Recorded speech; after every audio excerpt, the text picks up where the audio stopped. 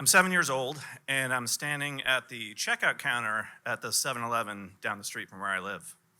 Uh, I rode my bike there by myself, and that's because one of the very few benefits of being the youngest of five kids is by the fifth kid, there's pretty much no parental supervision. But you know what? I didn't need supervision. What I needed was a whatchamacallit candy bar. So I'm standing at the checkout counter, and I have my whatchamacallit bar, and I'm waiting for the clerk to ring up my purchase. But he doesn't. He just stands there, staring at me. At least I think he's staring at me, but I don't really know because I'm afraid to look up and make eye contact and try to figure out why he's not pressing the buttons on the cash register. Until finally he lets out this deep sigh and says, "Can you empty your pockets and lift up your shirt?" Oh, so that's why he's not ringing up my purchase. So a few moments earlier, I was in the back of the store, back by the beer cooler, and I had taken a toy cap gun off of a display rack and shoved it down my shorts. Now, I didn't come to the 7-Eleven that day planning to steal a cap gun, although I will admit that I had been eyeballing it for a few weeks. But, you know, it's not like I couldn't afford the cap gun. Money was tight, but I could have saved up, and it's not like I wasn't allowed to have a cap gun. I had a BB gun, and cap guns couldn't even shoot your eye out. But for whatever reason that day, there were no customers around, and I thought, this is it. So I grabbed that cap gun, and I shoved it down my shorts. Now, this is the 1980s, so when I say shorts, I mean short. I was wearing my favorite royal blue corduroy Ocean Pacific shorts that went down to about here. Let me tell you, those things did not have a lot of storage capacity. But I get the cap gun down there, sharp cornered packaging and all, and I waddle over to the candy aisle and grab my whatchamacallit bar, which I was totally going to pay for, and I waddled up to the counter. My odds for a successful heist were low. So when the clerk says, "Empty your pockets and lift up your shirt," I had a quick decision to make. My first thought was run, but I knew the police would catch me, and then they'd call my mom at work, and you know, I was the youngest, I was the baby. I never did anything wrong, except for that time a couple months earlier when I burned down the pine tree in our backyard. But that was an accident. And the point is, though, that running was not going to work. Really, I just wanted to disappear. But the clerk is still staring at me, and so I do the only thing that I can do. I give a sudden jerk of my head as if I just remembered that I'd left a pot of water boiling on the stove somewhere, and I said as urgently as I could, "I will be right back." And I turned and waddled very quickly back towards the back of the store. And I could feel the clerk's eyes just burning into the back of my head the whole way. But I get to the back of the store, and I'm kind of behind the aisle where I'm pretty sure he can't see me. And I take the cap gun out, and I stick it back on the shelf, and I casually walk back up to the counter. And I start to empty my pockets.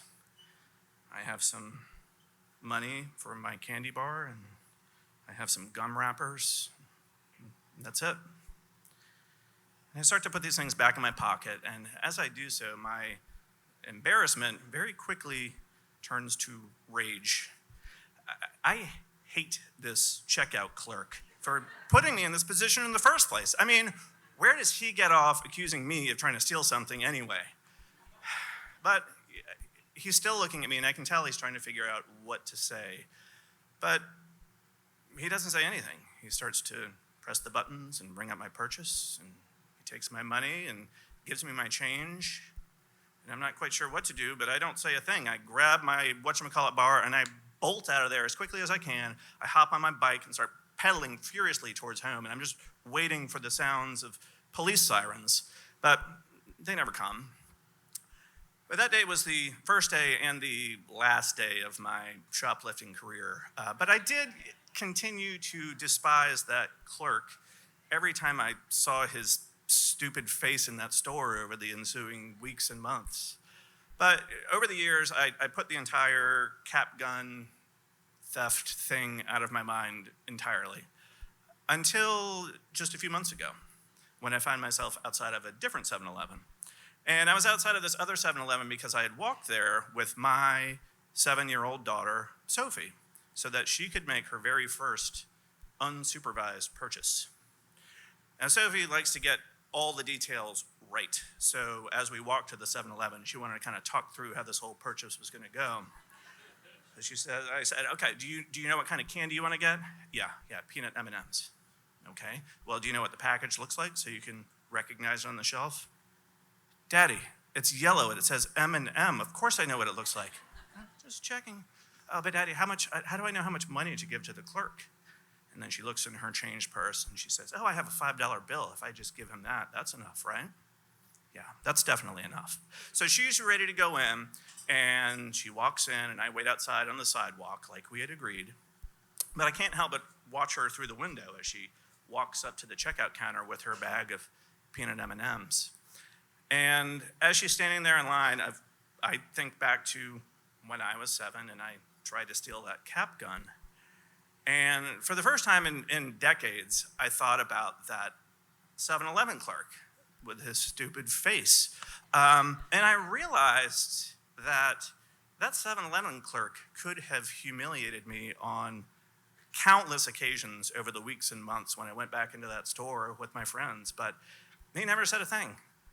The next time I went into that 7-Eleven with my mom to get a gallon of milk or whatever, he could have told her about my aborted shoplifting attempt, but he didn't. He let me get away with it. Now, Sophie is nothing like the shoplifting, fire-starting serial killer in training that I was when I was her age, so I never worry for a second that she's going to shove a cap gun down her pants. But someday soon, she's going to do something stupid that she's too humiliated to tell anybody about. And I just hope that when that day comes, that Sophie is treated with the same kind of kindness and compassion that 7-Eleven clerk showed to me. Thank you.